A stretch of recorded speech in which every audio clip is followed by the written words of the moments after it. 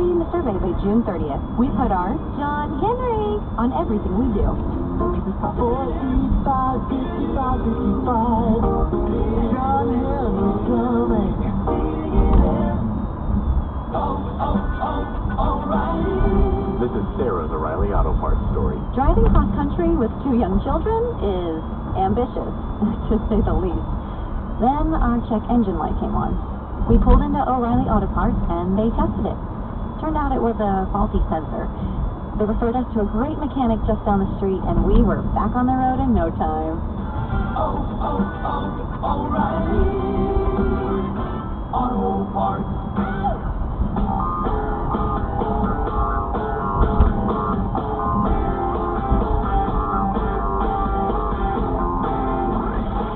From the Abraham Lincoln Radio Studio at the George Washington Broadcast Center, Jack Armstrong and Joe Getty. The Armstrong and Getty Show.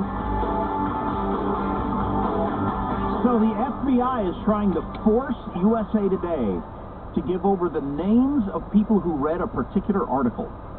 We'll get into the details of that coming up. I'm against it, but then I've got another article where I want the names of every person who read that article.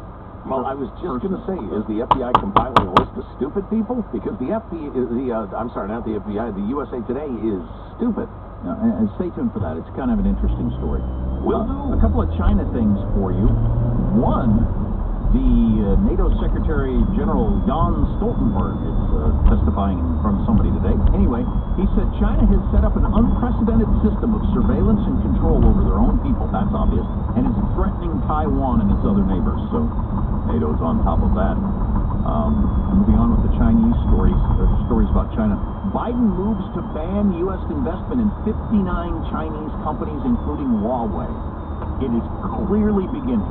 The detangling, there's actually a term for it. Decoupling?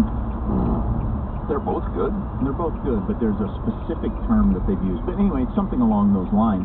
The decoupling of the financial interest between the United States and China has begun, and it is going to continue.